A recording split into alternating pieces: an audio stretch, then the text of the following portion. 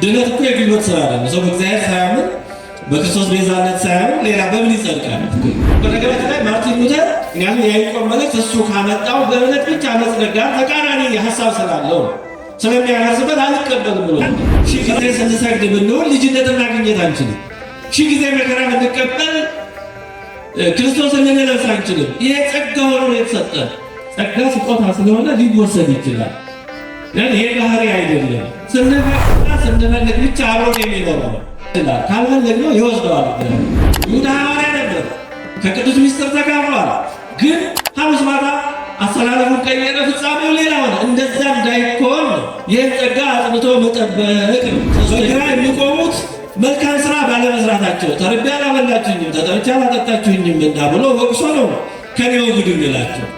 በቀኝ የሚቆሙት ደግሞ ይህን ስለሰሩ አመስግኖ ወደ ዘላለማዊ ደስታ ግቡ ይላቸው።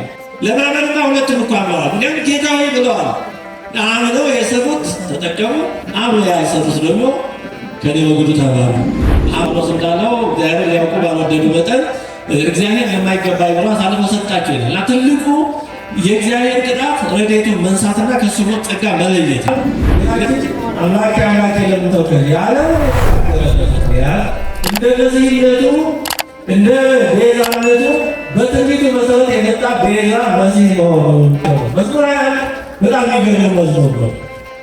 መሲሁ ሲመጣ ስለሚቀበለው መከራ ይናገራል። ከቁጥር 22 ጀምሮ እስከ 31 ድረስ ያለው የሚናገረው ደግሞ መሲሁ የሚቀበለው መከራ ስለሚያስገኘው ውጤት ነው የሚናገረው። ከንጽሕት ከቅድስት ኦርቶዶክስ ተዋሕዶ ቤተክርስቲያን በአፍ ያሉ አንዳንድ ወገኖች የሚያነሱትን ጥያቄ የሚያካትት ጥያቄ ነው። ሁላችሁም በአጽንኦትና በትኩረት እንድትከታተሉ በእግዚአብሔር ፍቅር እየጋበዝኩኝ ቀጥታ ወደ ጥያቄው መርሃ ግብር ሄዳለሁ። በዚሁ በሮሜ 3 ምዕራፍ 3 ቁጥር 28 ላይ እንደዚሁ ሶስተኛው ጥያቄ ከሱ ጋር የተያዘ ነው። ሰው ያለ ሕግ ስራ በእምነት እንዲጸድቅ እንቆጥራለን የሚል ሀሳብ በመያዝ አንዳንድ ሰዎች ለመዳን እምነት ብቻ በቂ ነው የሚል ሀሳብ ያነሳሉ። እንደ ቤተክርስቲያናችን አስተምህሮ ለመዳን የሚያስፈልጉ ነገሮች ምን ምንድን ናቸው? እምነትስ ለመዳን በቂ ነው የሚለውን ሶስተኛ ጥያቄ አሁን ያው የካካውት ይመስላል። እምነት መሰረት ነው። ያለ እምነት ሰው ምንም ሊያደርግ አይችልም። እምነት መሰረት ነው። ያለ እምነት ሊድን አይችልም። ይሄ የታወቀ ነው። በእምነት ብቻ የሚል ግን የለም። ሮሜ 3:28 የሚለው ሰው በእምነት ይጸድቃል። እውነት ነው። ያለ እምነት ልንጸድቅ አንችልም። ሰው ሳያምን በጉልበት ስራ ድነት እኮ የጉልበት ስራ አይደለም። ሰው በእግዚአብሔር ሳያምን በክርስቶስ ቤዛነት ሳያምን ሌላ በምን ይጸድቃል? በጉልበት እኮ አይጸደቅም። መዳን የጉልበት ስራ አይደለም። ስለዚህ መዳን እምነት ለመዳን መሰረት ነው። በእምነት መዳንና በእምነት ብቻ መዳን ግን ተቃራኒዎች ናቸው። ብቻ የሚለው ቃል አፍራሽ ነው። እንደሚታወቀው አንድ ነገር ለአንድ ነገር ያስፈልጋል ማለት ያ ብቻ ማለት አይደለም። ያው በተደጋጋሚ እንደምንለው ለምሳሌ ለመኖር አየር ያስፈልገናል። በአየር ብቻ ግን መኖር እንችላለን? በአየር ብቻ መኖር የሚችል ሰው አለ? አየር ብቻ አንስታችሁና መኖር ትችላላችሁ? ስለዚህ አንድ ነገር ለመኖር ወይም ሌላ ነገር ያስፈልጋል ማለት ብቸኛው እሱ ነው፣ ሌላ አያስፈልግም ማለት አይደለም። ለመኖር ምግብ ያስፈልገናል፣ በምግብ ብቻ ግን አንኖርም።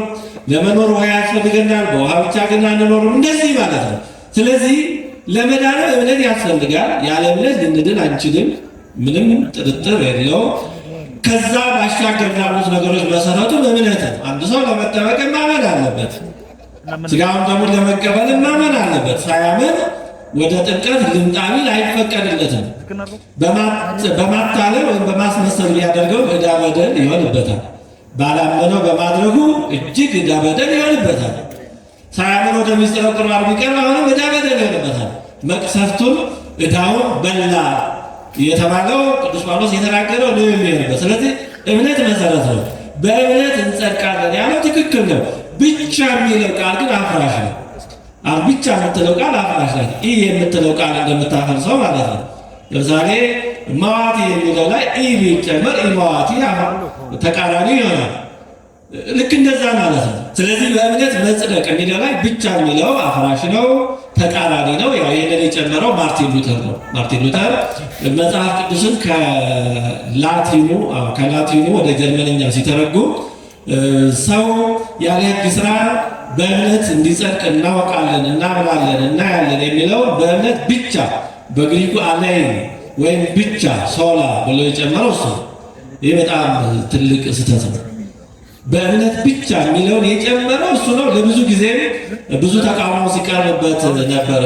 እንዴት ይህን ይጨምራል እየተባለ እሱ ግን ይህንን አላነሳም ብቻ የሚለውን የጨመርኩትን አላስተካከልም ብሎ ለብዙ ጊዜ ሲቃወም ቆይቷል። በኋላ ግን ከጊዜ በኋላ ከብዙ ተቃውሞ በኋላ የወጣ ይመስለኛል። ስለዚህ ብቻ የሚለውን የጨመረው ማርቲን ሉተር ነው ማለት ነው። በመጽሐፍ ቅዱስ ላይ ይህን ያክል የራሱን ሀሳብ እስከ መጨመር የደረሰው ሰው ሰራሽ የሆነው በእምነት ብቻ ሶላ ፊዴ የሚለውን መጽሐፍ ቅዱሳዊ ለማስመሰል ነው። እኔ ሰው መጽሐፍ ቅዱስ ያለውን የእግዚአብሔርን ሀሳብ ይሰማል እንጂ የራሱን ሀሳብ ለመጽሐፍ ቅዱሳዊ ለማስመሰል ይደክማል። አሁን ብዙ ጊዜ እንደዛ ይመስላል አይደለም? እነሱ መጽሐፍ ቅዱስን በጣም ያከብሩ፣ የመጽሐፍ ቅዱስን ሀሳብ ለመከተል የሚደክሙ፣ እኛ ደግሞ በተቃራኒው በመጽሐፍ ቅዱስ ላይ ያው የምንጨምር አስመስለው የሚያወሩ አሉ። ግን እውነታው እንደዛ አይደለም። አሁን የፕሮፓጋንዳ ጉዳይ የሆነ ነው። በጣም ይገርማል። ምን ያለው ያገባሽ እንደተባለው ጤፍ ያለው ያገባሽ፣ ናፍ ያለው ያገባሽ ተብሎ ተጠየቀ እንደተባለ አይ ምን ዋጋ አለው ጤፍ ያለው ያገባሽ አፍ ያለው ይወስድበታል አለች ይባላል። እና አሁን ያም ጉዳይ የሆነ ነው እንደው ቀድሞ የመናገር ጉዳይ። በዛው በነገራችን ላይ ማርቲን ሉተር ራዕየ ዮሐንስንም አልቀበልም ብሎ ነበር። የያዕቆብ መልእክትን ነው ብዙ ጊዜ አልቀበልም ብሎ እንደነበረ የሚነገረው። ምክንያቱም የያዕቆብ መልእክት እሱ ካመጣው በእምነት ብቻ መጽደቅ ጋር ተቃራኒ ስላለው ስለሚያፈርስበት አልቀበልም ብሎ ነው። ራዕየ ዮሐንስንም እንደዚሁ አልቀበልም ብሎ ነው። ምክንያቱም ራዕየ ዮሐንስም ይሄን የመሰለ ነገር አለው። ኩን መሃይምነ እስከ ለሞት ወሁበከ አክሊለ ሕይወት የሚል በጣም ተደጋጋሚ ያስባል። ስለዚህ እሱ ከፈጠረው በእምነት ብቻ መጽደቅ ጋር ስለማይሄድና ስለሌሎች ምክንያቶች ራዕየ ዮሐንስንም ማርቲን ሉተር ለብዙ ጊዜ አልቀበልም ብሎ ነበር እና መጽሐፍትን ሲቆነጻጽለው የኖሩት እነሱ ናቸው። ስለዚህ በእምነት እንጸድቃለን። የምንጸድቀው በእምነት ነው።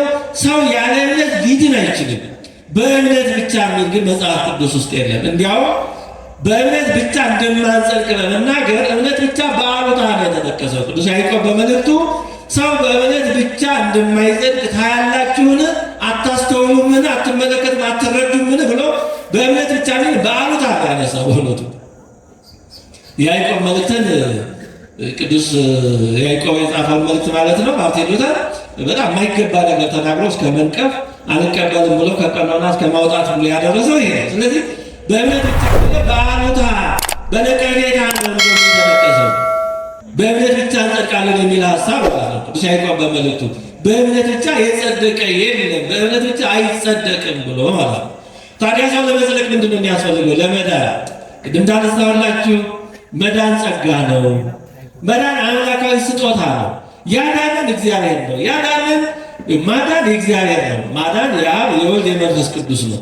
እስመ በፈቃዱ ወበስምረተ አቡሁ ወመንፈስ ቅዱስ መጽአ ማዳነነ እንዳለ ቅዱስ ኤፍሬም በማክሰኞ ውዳሴ ማርያም። ስለዚህ ማዳን የእግዚአብሔር የቅድስት ሥላሴ ስጦታ ነው። በልዩ ስጋዊ ሰው በመሆኑ መከራ ተቀብሎ ተወልዶ እዚህ ዓለም ተመላልሶ ሞቶ ተነስቶ ያዳነን ቤዛነት ደግሞ የክርስቶስ ነው። ቤዛነት የኢየሱስ ክርስቶስ ነው። ስለዚህ ማዳን የእግዚአብሔር ነው፣ ቤዛነት የክርስቶስ ነው። ምክንያቱም በመስቀል ላይ የተሰቀለው ሥጋውን የቆረሰው ደሙን ያፈሰሰው የሞተው የተነሳው ክርስቶስ ኢየሱስ ክርስቶስ ብቻ ነው።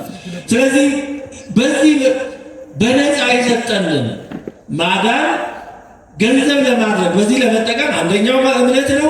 ሁለተኛው በዚህ አምኖ መጠመቅ ነው።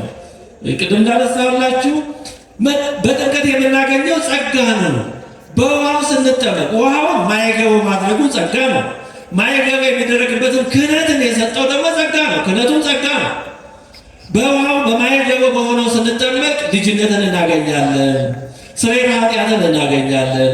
ከሞቱ ጋር አንድ እንሆናለን። ከክርስቶስ ከሞቱ ጋር አንድ ሆነ እንተባበራለን። የመጠመቂያው ውሃ ጎልጎታ ነው። ጌታችን የተቀበረበት ጎልጎታ ነው። ስለዚህ ተጠማቂው በመጠመቂያ ውሃ ሲጠመቅ ያን የምንጠመቅበትን ውሃ ጎልጎታ ያደርግልናል። ይሄ ጸጋ ነው። ጥምቀትን ሞቱ አድርጎ ይቆጥርልናል። በጥምቀት ከሞቱ ጋር ስንተባበር ከትንሣኤው ጋር ለመተባበር ባለተስፋዎችንን ከመቃብሩ ከመጠመቂያ ውሃ እንወጣና ወንሴፎ ትንሣኤ ሙታን የሙታንን መነሳት ትንሣኤን ተስፋ እናደርጋለን እያልን እንኖራለን። ይሄ ሁሉ ጸጋ ነው። ይሄ እኛ ምንም ማድረግ የምንችለው ነገር አለ። ስንጠመቅ ክርስቶስን እንለብሳለን።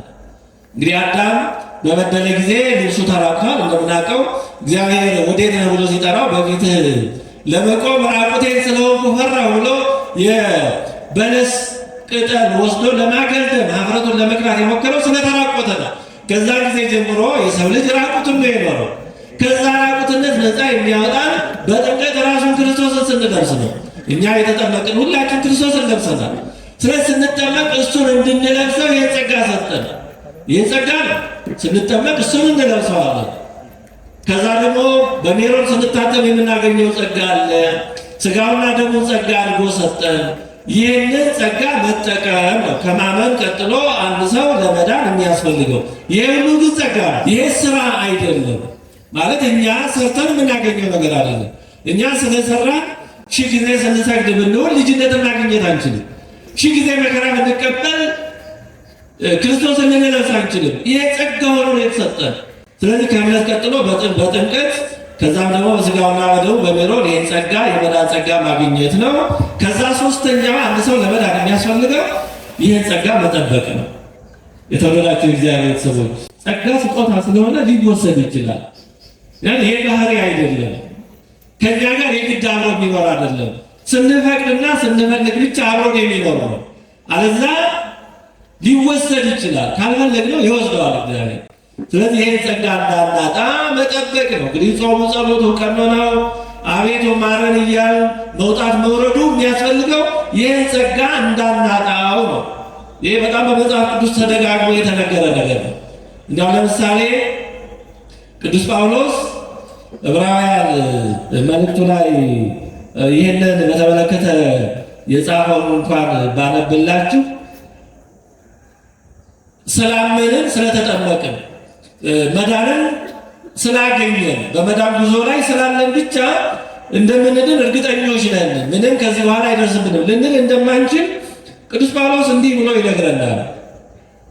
ዕብራውያን ምዕራፍ 6 ከቁጥር 4 እስከ 6 ላይ አንድ ጊዜ ብርሃን የበራላቸው ሰማያዊውንም ስጦታ የቀመሱትን። እንግዲህ ብርሃን የበራላቸው ማለት የተጠመቀ ሰማያዊ ስጦታ ማለት ይሄ ሁሉ በእምነት በጥምቀት በሥጋውና በደሙ የምናገኘው ጸጋ። ጥምቀት የብርሃን ጸጋ የብርሃን ምስጢር ይባላል። ሚስጥር ኦፍ ኢንላይትመንት የሚባለው ለዚህ ምክንያቱም በጥምቀት ጌታችን ሲጠመቅ ሰማያት እንደተከፈቱ እንደዛ ሁሉ እኛም ስንጠመቅ እንደዛ ይሆንልናል። ልጆቼ ተብሎ ይታወጅልናል። ይህን ሁሉ ጸጋ ከቀመሱ በኋላ ነው የሚለው ቅዱስ ጳውሎስ አንድ ጊዜ ብርሃን የበራላቸው ሰማያዊውን ስጦታ የቀመሱትን ከመንፈስ ቅዱስም ተካፋዮች ሆነው የነበሩትን እንግዲህ ክርስቲያኖች የሆኑትን መዳን ውስጥ የገቡትን ማለት ነው። መልካሙንም የቃልና ሊመጣ ያለውን የዓለም ኃይል የቀመሱትን አለ። እስካሁን መልካም ነው። በኋላም የካዱት እንደገና ለንስሐ እነርሱን ለማደስ የማይቻል ነው ይላል። እንዲህ ከመሆኑ እግዚአብሔር ይሰውረን። ስለዚህ በጥምቀት የእግዚአብሔር ልጅ ከተባለ በኋላ መካድ ይኖራል። ሰው ከካደ ምንም ማድረግ አይችልም። ይሁዳ ሐዋርያ ነበር፣ ከቅዱስ ምስጢር ተካፍሏል። ግን ሐሙስ ማታ አስተላለፉን ቀየረ፣ ፍጻሜው ሌላ ሆነ። እንደዛ እንዳይኮን ነው። እንደዛ እንዳይኮን ይህን ጸጋ አጽንቶ መጠበቅ ነው ሶስተኛው የሚያስፈልገው። ይህን ጸጋ እንዳናጣ ወለድኩ ካንቱ እንዳንባል አጽንቶ መጠበቅ ነው። ቅዱስ ጳውሎስ አሁንም ቆላስይስ ምዕራፍ 1 ቁጥር 21 እስከ 23 ላይ ሁለቱንም አዋህዶ ይነግረናል። ምኑን? እግዚአብሔር የሰጠንን የመዳን ጸጋና ያን ደግሞ ከፍጻሜው አድርሶ ለመጠቀም ከኛ ምን እንደሚጠበቅ እንዲህ ይላል። እናንተንም ነውርና ነቀፋ የሌላችሁና ቅዱሳን አድርጎ በእርሱ ፊት ያቀርባችሁ ዘንድ አሁን በሥጋው ሰውነት በሞቱ በኩል አስታረቃችሁ። አዎ እሱ ማስታረቁ ተፈጽሟል፣ ማዳኑ ተፈጽሟል። በእሱ በኩል የቀረ ነገር የለም። ይህ ተመስርታችሁና ተደላድላችሁ ከሰማችሁትም ከወንጌል ተስፋ ሳትናወጡ በሃይማኖት ጸንታችሁ ብትኖሩ ይሆናል። አያችሁ፣ የኛ ድርሻ ነው። ከሰማነው ሃይማኖት ከጀመርነው መንገድ ሳንናወጥ እስከ መጨረሻው ጸንተን ብንኖር ይሆናል። አራተኛውና የመጨረሻው በእምነት ላይ ተመስርቶ በፍቅር እግዚአብሔርን የሚያስመስሉ ስራዎችን መስራት ነው። ይህንን በደንብ አድርጎ መረዳት ያስፈልጋል። ሰው በስራው አይጸድቅም። ሰው በስራው ብቻ ቢጸድቅ ወይም ሰው በራሱ ስራ ያለ ክርስቶስ ቤዛነት ቢጸድቅ እነ አብርሃም እነ ኢዮብ ዋና ጸዳቂዎች ነበሩ። ገነት መንግሥተ ሰማያት ይገቡ ነበር። ግን አልሆነም። ለምን? የክርስቶስ ቤዛነት ስለሚያስፈልግ፣ የክርስቶስ አዳኝነት ስለሚያስፈልግ። ስለዚህ የእኛ ስራ በራሱ ሊያድነን አይችልም። አምነን በክርስትና ውስጥ ሆነን የምንሰራው ስራ ደግሞ ለመዳናችን አስፈላጊ ነው። ስለዚህ ያለ ስራ አንድንም፣ እንዲሁ በስራችን ብቻ አንድንም፣ ያለ ስራም አንድንም። ይህንን ቅጥነተ ሕሊና ይሉታል አባቶቻችን። ይህን ለመረዳት ቅጥነተ ሕሊና ይጠይቃል። የሰው ስራ በራሱ ምን ያደርግ አይችልም። ያለ ስራ ደግሞ መዳን አይቻልም። ይህን ቅዱሳት መጽሐፍ በጣም ደጋግመው ነው የሚነግሩ። ቅዱስ ጳውሎስ በእምነት ስለ መዳን ደጋግሞ እንደተናገረ ሁሉ የማይታገል በመንፈሳዊ ተጋድሎ የማይሮጥ መልካም ስራ የማይሰራ ሊድን እንደማይችል ደግሞ ይናገራል። ለምሳሌ አንደኛ ቆሮንቶስ 9:24 ላይ ቅዱስ ጳውሎስ ምን ይላል? ታገኙ ዘንድ ሩጡ ይላል። ይሄ ማለት ሰው በሩጫ ብቻ በራሱ ተጋድሎ ብቻ ይጸድቃል ማለት አለ። አዋህዶ መረዳት አስፈላጊ ነው። ቅዱስ መጽሐፍ የያዘውን ያጎላል ይላል። መጽሐፍ ቅዱስ ስለ እምነት ሲናገር እምነትን አጉልቶ ይናገራል። ስለ ትዕግስት ሲናገር ትዕግስትን አጉልቶ ይናገራል። ስለ ፍቅር ሲናገር ፍቅርን አጉልቶ ይናገራል።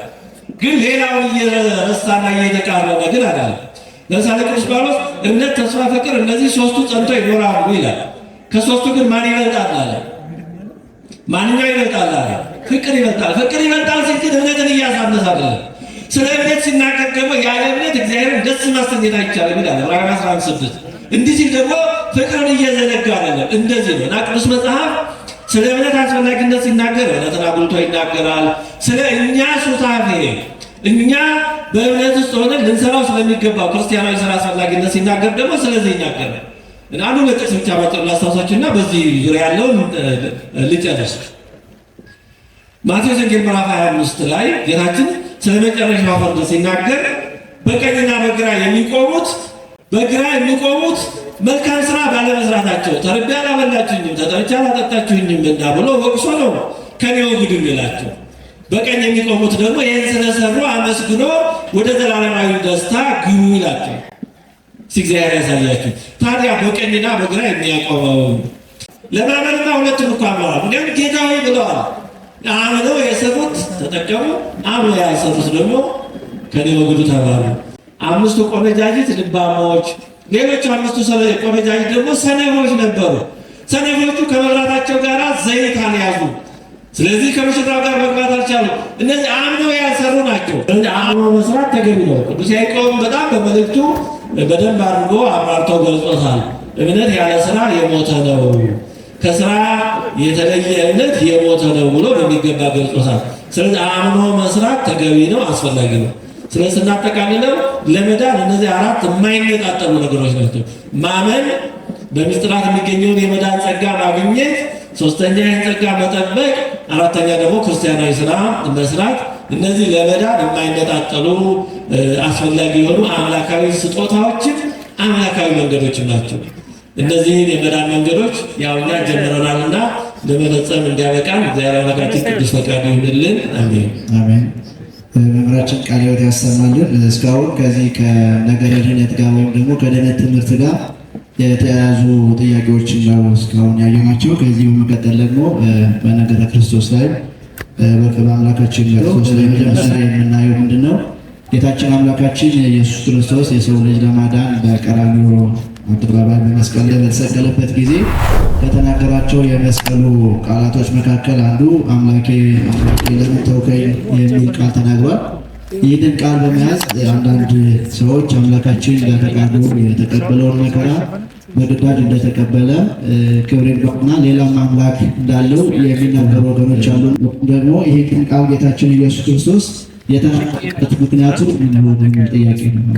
እንግዲህ አምላኬ ለምን ተውከኝ ጌታችን በመስቀል ላይ ከተናገራቸው ሰባቱ የመስቀል ላይ ቃላት አጽራ መስቀል አንዱ ነው። ይህን የተናገረው ስለ ብዙ ምክንያት ነው፣ ግን ሁሉንም የተናገረ ስለ ጥቅማችን ነው። በጣም ባጭሩ ትንሾቹን ላስታውሳችሁ። አንዱ ይሄን ያለ የሰው ሁሉ የሁላችንንም ጩኸት ወክሎ ነው የጮኸው። ምክንያቱም ሰው የሆነው እኛን ለማዳን ነው፣ እኛን ዕዳ በደል ለመሸከም ነው። ያ እንዳለው እግዚአብሔር ሊያውቁ ባልወደዱ መጠን እግዚአብሔር ይገባኝ ብሎ አሳልፎ ሰጣቸው እና ትልቁ የእግዚአብሔር ቅጣት ረድኤቱን መንሳትና ከሱ ጸጋ መለየት ነው። እንግዲህ አዳምና ሔዋን በኃጢአታቸው አጠቃላይ የሰው ልጅ የደረሰበት ነገር ከእግዚአብሔር ጸጋ መራቅ መለየት ነው። ተትቷል።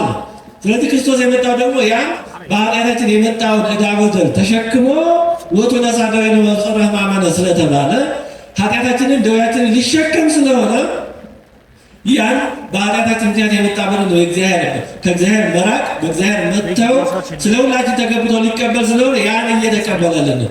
አምላኬ አምላኬ ለምን ተውከ ሲል የአዳምን የሰው ልጅ ሁሉ ጩኸት ወክሎ እየጮኸ ነው። ስለዚህ ያን ዕዳ ከፈለልን። ከዚህ በኋላ ከእግዚአብሔር መለየት ቀረልን ማለት ነው።